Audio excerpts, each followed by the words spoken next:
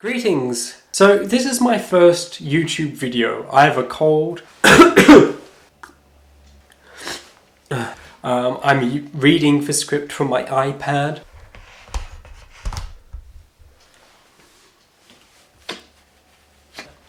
But I hope nevertheless it goes okay. I thought I'd just very quickly explain what the title, Shadows of Theory, is a reference to. Imagine a great dungeon in the shape of a cave. Inside, men who have lived there since childhood, all chained, and forced to face the back of the cave. Behind them, far away, the light from a fire flickers. Between the fire and the prisoners, imagine a low wall, similar to that little stage on which a puppeteer shows his puppets. Firstly, it's a reference to famously Plato's allegory of the cave. The enchained prisoners of Plato, and how they resemble us. The other source that the name of this channel comes from is an analysis of very early cinema by Maxim Gorky. Last night I was in the kingdom of shadows. If you only knew how strange it is to be there. It is not life, but its shadow. It is not motion, but its soundless spectre.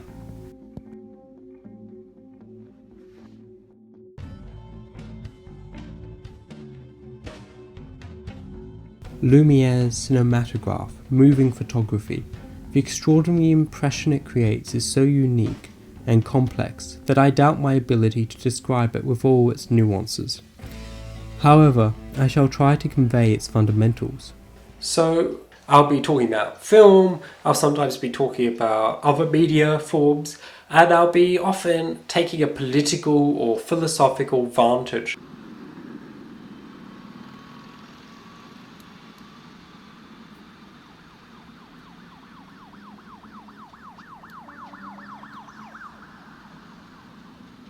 In John Carpenter's 1984 cult classic, They Live, corporate advertisements convey secret messages and aliens control society through mass hypnosis.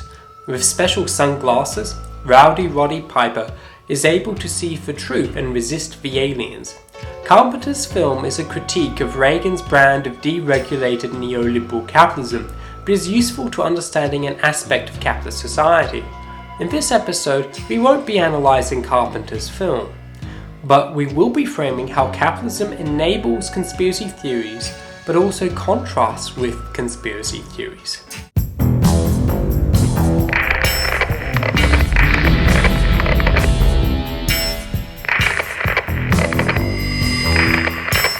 Under capitalism, a handful of people own most of the wealth. Under capitalism, workers are frequently exploited for the benefits of a few, while the rich manage to dodge taxes. Under capitalism, our desires are shaped, our clothes are branded, we even become brands on social media, and very often we feel atomized or alone. Even as capitalist technologies are meant to bring us together, they tend to isolate or cordon us off into echo chambers. Meanwhile, advertisements encourage this idea that we can all be successful.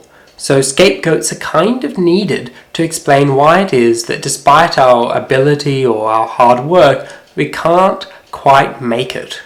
Of course, talking about conspiracies can sound similar to talking about capitalism. Capitalism, after all, can seem like an invisible entity controlling everything. In many ways, conspiracy theories often distract from the reality of how we are manipulated or controlled. Indeed, the alt-right, red pill or black pill takers tend to ignore the real reasons for their alienation, and there are those like Alex Jones who use conspiracy theories to turn a profit. Conspiracy theories often benefit the powerful. A whole bunch of followers of QAnon believe Trump is a friend of or is Q. But even those who are the first to condemn or laugh at conspiracy theories are often culpable.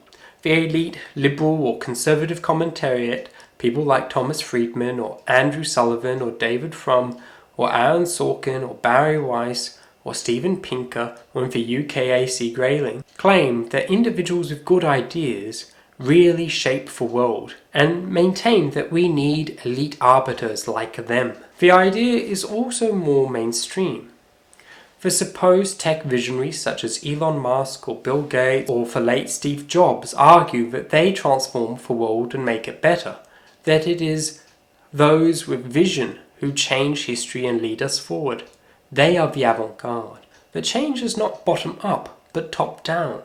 In this episode, we will look at two different thinkers who discuss media, control, capitalism, and society. We will be looking at Edward Bernays, who invented the term public relations and worked for big corporations, and the Marxist philosopher Theodor Adorno, who analysed how culture had become part of industrial production. While Edward Bernays talked about an invisible government where we are influenced and controlled by powerful elites for our own good, Theodor Adorno criticised systems of power rather than individuals, attacking what he called the culture industry, which he argued left us disempowered. As we will see, the capitalist Bernays wanted to inhibit choice and restrict freedom, whereas Adorno wished to enhance our freedom, tapping into what you could almost call the libertarian core of Marxism.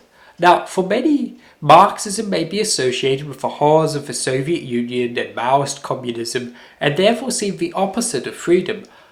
But we will also analyse how Marxism can actually offer a vision of freedom for everyone, while capitalist ideology still suppose an underclass. So we'll start with Bernays, who was born in 1891 and died in 1995. Aged 103. Edward Bernays became convinced of the need to control public opinion via propaganda and PR during the First World War and through reading his uncle's writings. You see, his uncle was very famous and had some really interesting but disturbing ideas. His uncle was Sigmund Freud, and Freud argued that human beings were not governed by their conscious thoughts, but very often controlled by desires and drives that influenced them in ways that they were not aware.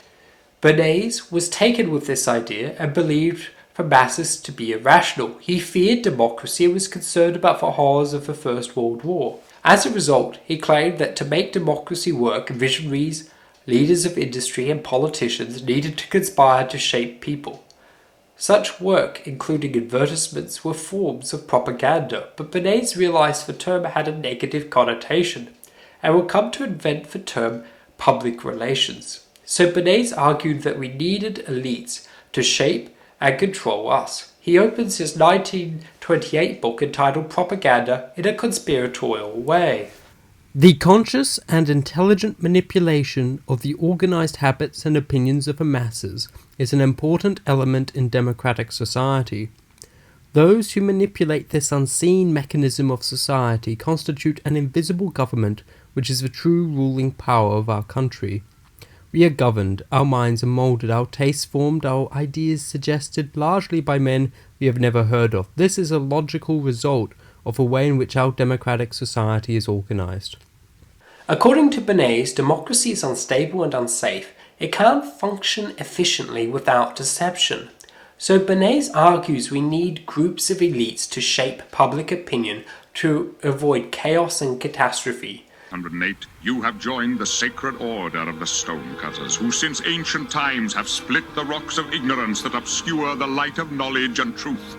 He maintained that our irrational drives can be used for rational ends, explaining, in theory, everybody buys the best and cheapest commodities offered him on the market. In practice, if everyone went around pricing and chemically testing before purchasing the dozens of soaps or fabrics or brands of bread which are for sale, economic life would become hopelessly jammed. Ketchup? Ketchup? Ketchup? Ketchup? Ketchup? I'm in way over my head. Indeed, at the heart of Bernays' vision is the idea that we should be governed, that democracy is not the best system because human beings are seldom rational creatures. To avoid such confusion, society consents to have its choice narrowed to ideas and objects brought to its attention through propaganda of all kinds. There is consequently a vast and continuous effort going on to capture our minds in the interest of some policy or commodity or idea. It is a deeply authoritarian mindset, and Bernays admits as much. It might be better to have, instead of propaganda and special pleading, committees of wise men who would choose our rulers, dictate our conduct, private and public, and decide upon the best types of clothes for us to wear, the best kinds of food for us to eat. But we have chosen the opposite method, that of open competition. We must find a way to make free competition function with reasonable smoothness. As civilization has become more complex, and as the need for invisible government has been increasingly demonstrated, the technical means have been invented and developed by which opinion may be regimented.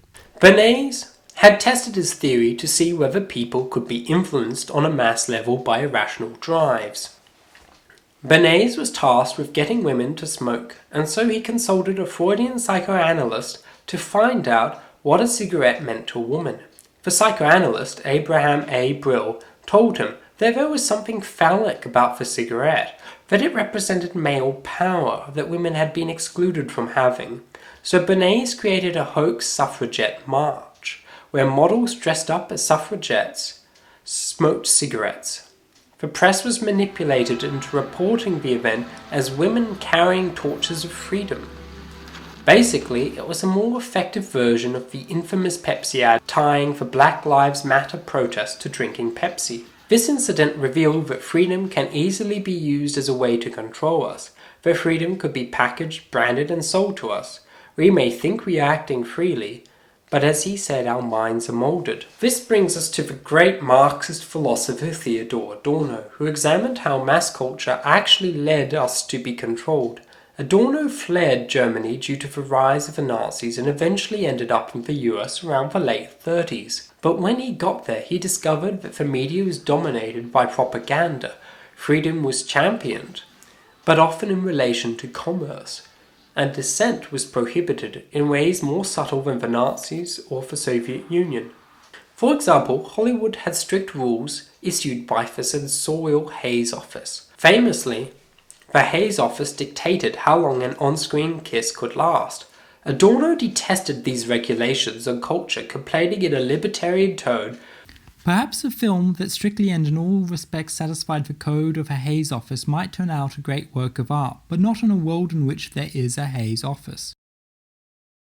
Now, Adorno's critique of mass and popular culture is often misunderstood. The idea often attributed to him, especially by the far right, who claimed that he was a cultural Marxist seeking the overthrow of the West and the destruction of the families, that Adorno was perplexed by why there hadn't been a successful revolution, and so turned to cultural analysis. The story goes that Adorno blamed the culture industry. As such, cultural Marxists, or postmodern neo-Marxists, according to right-wing conspiracy theorists, try to analyze, deconstruct, and take over cultural institutions, and have thereby succeeded in brainwashing the young and taking over academia. Needless to say, this fairy tale completely misunderstands Adorno. Adorno never claimed that we need to hijack cultural institutions. In fact, in the 60s he was terrified by his leftist students. Nor did he hate the traditional family, which he thought helped to nurture the individual agent. Most importantly, he did not claim that culture is more important than economics, and instead claimed that culture had become just another form of production. Indeed, Adorno put supreme importance on actual lived suffering. So, for instance, Adorno states in his essay on Huxley's Brave New World, The struggle against mass culture can consist only in pointing out its connection with the persistence of social injustice. We criticize mass culture not because it gives men too much or makes their life too secure, that we may leave to Lutheran theology, but rather because it contributes to a condition in which men get too little and what they get is bad, a condition in which whole strata inside and out live in frightful poverty, in which men come to terms with injustice, in which the world is kept in a condition where one must expect on the one hand gigantic catastrophes, and on the other clever elites conspiring to bring about a dubious peace.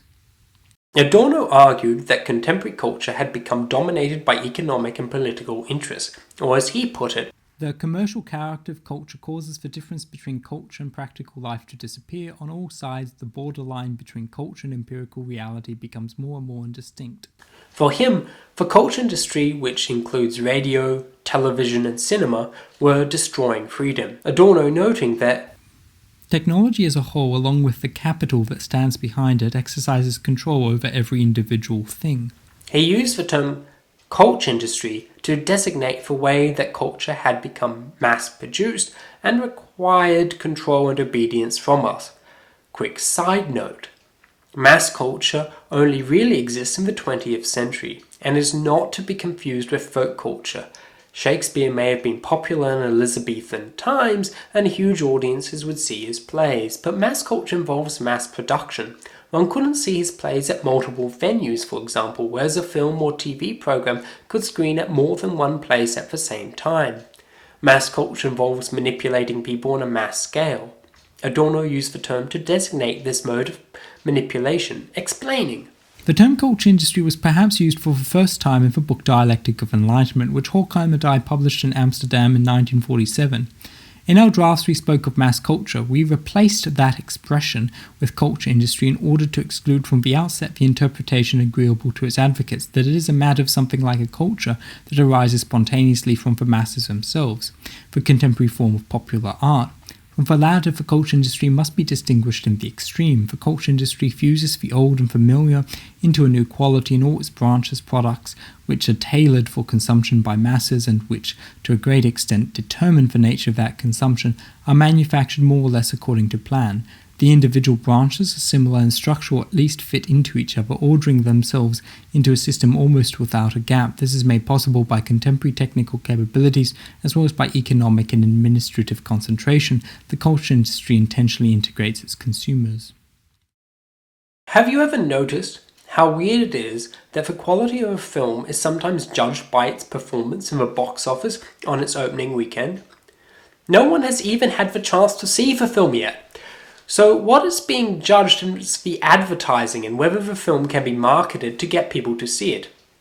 In a way, the film almost exists for the trailer. This is why so much of contemporary cinema consists of remakes, sequels, multiverses, adaptations, nostalgia, and so on. It is because they need to tap into pre-existing audiences. As Adorno prophetically observed, the self-reflection of culture brings a levelling down process in its wake. Inasmuch as any and every product refers back to what has already been performed, the mechanism of adjustment towards which business interest drives it anyway is imposed upon it once again. Whatever is to pass muster must already have been handled, manipulated, and approved by hundreds of thousands of people before anyone can enjoy it. This is why culture feels so exhausted and repetitious, why music doesn't sound original anymore, and why the box office is dominated by tedious fads and trends. Adorno, like Bernays, believed that irrational drives could be used toward rational ends, or at least that unreason and instrumental reason actually worked well together in societies that were organized around the masses, or organized for masses. To give you an example, if you tell a white lie, you aren't telling the truth, but there's a rational reason for saying something that is irrational or false. If some nasty teachers were able to convince students that they would go to hell for not doing their homework, there would be a reason behind encouraging such an irrational viewpoint. However, such a situation would involve manipulating people, and manipulating people in effect denies their agency, their ability to come to a decision on their own. Capitalism champions itself as an individualist ideology, but in reality corporations look at us as numbers, as avenues of profit. Adorno's analysis of the culture industry is even more relevant today than it was when he wrote on the subject. One thing is pretty clear to me. All this hate and violence is being facilitated by a handful of internet companies that amount to the greatest propaganda machine in history. If you pay them, Facebook will run any political ad you want, even if it's a lie. And they'll even help you micro-target those lies to their users for maximum effect. Today, all data is given to advertisers, even as we go about our lives proclaiming our individuality on social media. You said that this is a time for soul searching in social media businesses, and you were part of building the largest one. What soul searching are you doing right now on that? The short-term dopamine-driven feedback loops that we have created are destroying how society works, right? We curate our lives around this perceived sense of perfection because we get rewarded in these short-term signals, hearts, likes, thumbs up, and we conflate that with value and we conflate it with truth. And instead what it really is fake brittle popularity. That's short-term and that leaves you even more, and admit it, vacant and empty before you did it.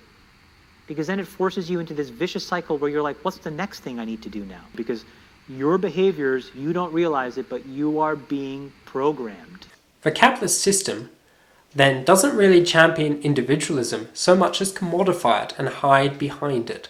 Now, you may say, well, if Adorno was a Marxist, then he can't really attack capitalist societies, considering how unfree the USSR was and how unfree communist societies are. Well, firstly, Adorno was actually very opposed to Stalin and Mao. And the collectivism that Marx actually championed, unlike the dictatorship that distorted his ideals, was one that actually affirmed the centrality of the individual. He did not believe human beings should be altruistic collectivists. In fact, he states, Communists do not oppose egoism to selflessness or selflessness to egoism. The communists do not preach morality at all. They do not put to people for moral demand love one another, do not be egoists, etc. On the contrary, they are very well aware that egoism, just as much as selflessness, is in definite circumstances a necessary form of the self-assertion of individuals. Hence, the communists by no means want to do away with the private individual for the sake of a general selfless man. Marx describes a type of collectivism that safeguards the individual. He champions what he calls, in the Communist Manifesto, a free association of individuals. In Marx's words, in place of the old bourgeois society with its classes and class antagonisms, we shall have an association in which the free development of each is a condition for the free development of all. But then why has Marxism, socialism and communism been so terrible every time it's been tried? Well, different forms of Marxism taken up by social democrats have led to massive reforms in workers' rights. And worker cooperatives have been relatively successful, like the Madrigal Corporation in Spain, that has been running since 1956. It is a common misconception to think that Marx argued that everything should be controlled by the state, but Marx and Engels actually argue that under communism the state should wither away. But what about all the failures? After all, not even the successes resemble what Marx envisioned. There are different answers to this question, but a Marxist answer might be that the Bolshevik Revolution poisoned the well, or that capitalism took longer to develop than predicted. According to Marx, communism can only come about when capitalism has developed sufficiently. Countries that aren't truly capitalist can never get to socialism without also producing poverty and tyranny. We need the technological sophistication and all the other benefits that capitalism brings. As Marx explains, for capitalism to become an intolerable power, i.e. a power against which men make a revolution, it must necessarily have rendered the great mass of humanity propertyless, and produced at the same time the contradiction of an existing mode of wealth and culture, both of which conditions presuppose a great increase in productive power, a high degree of its development. And on the other hand, this development of productive forces is an absolutely necessary practical premise, because without it want is merely made general, and with the destitution the struggle for necessities and all the old filthy business would necessarily be reproduced. According to Marxism, the reason so-called communist regimes produce such tyranny is because such revolutions only took place in undeveloped or underdeveloped nations. Lenin led a premature revolution, and his form of Marxism entailed coming to power before capitalism could develop Russia's industries, and as such created chaos, famine and dictatorship. Indeed, Lenin was disliked by most communists, from the founder of Russian Marxism, Georgy Plekhanov, to Julius Martov, to Rosa Luxemburg. No single communist revolution has ever taken place in a developed Western nation, and so Marx hasn't ever really been tried. Now you may say that this itself proves Marxism wrong, as Marx predicted a revolution that never took place. But the reason revolution didn't take place was that capitalist regimes were scared of communism, fascism and the Great Depression, and so established planned economies and temporarily abated the need for revolution by giving some workers more rights. It was only in the 70s that neoliberalism really aggressively started to erode those rights. And now that the protections against capitalism have been diminished by successive neoliberal governments, that capitalism is in an existential crisis again. Anyway, whether or not you think a revolution will happen, the desired goals of Marxism were individualist, and it is this individualism that was so important for Adorno. Indeed, both Marx and Adorno understood not only that workers weren't free, but that the bourgeoisie were unfree as well. The bourgeoisie were and are constantly worried about their status.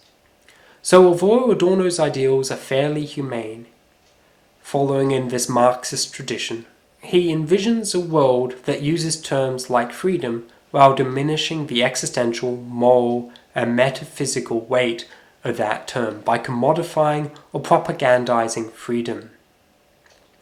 If we contrast the Marxist view of capitalism as framed by Adorno with Bernays' view of capitalism, we can see that one believes in a system of power, whereas the other believes that at the top are people pulling the strings. In short, Adorno's vision is bleaker than Bernays', despite Bernays' cynicism. After all, there is something comforting about believing in super-intellects controlling everything, and capitalism wants us to believe that Elon Musk or Bill Gates are visionaries changing the world. And conspiracy theories actually resemble this belief in the power of capitalists rather than the power of capitalism. While conspiracy theorists often believe in systems of power, they believe these systems of power are operated by people at the top. Who controls the British pound? Who keeps the metric system down? We do. Marxists, on the other hand, believe that even they, the most powerful capitalists, are being controlled by economic considerations. Although conspiracies do exist, they are often attempts to disguise negligence or cover up greed, or else serve corporate profit and geopolitical conflicts.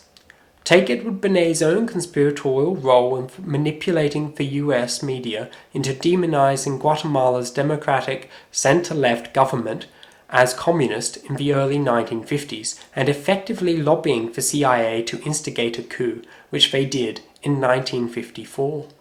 Bernays then promoted the military authoritarian dictatorship which had dismantled the genuine democratically elected government. Why did Bernays do this? Was it because he was part of a secret Satanist organization?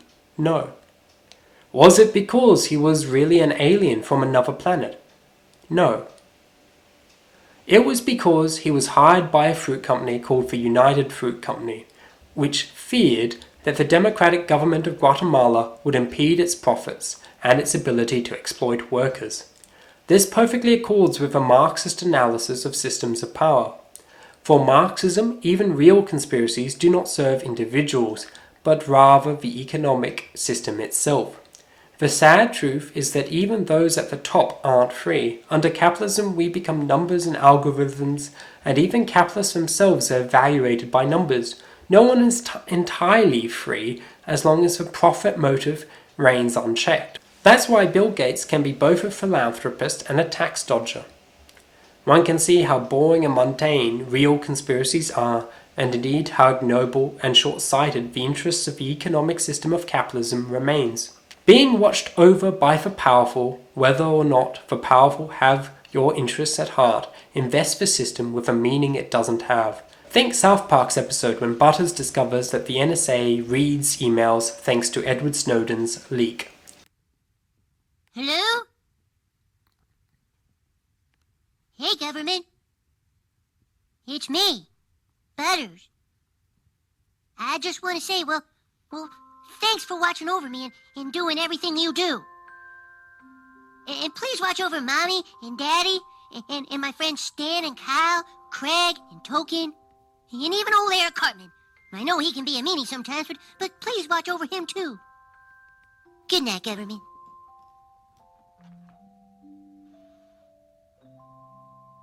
Oh, yeah.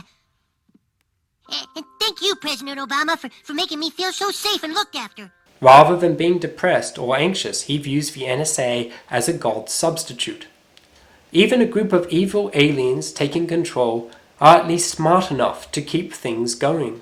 Conspiracies personalize impersonal power structures. They comfort us because they assure us that what seems illogical actually has a logic. But what if it is just the logic of a system that is irrational and is ultimately doomed? Consider climate change or growing inequality, Trump or Brexit. What if these problems aren't aberrations but symptoms of a system breaking down before its eyes? In short, what if the elites don't have a clue?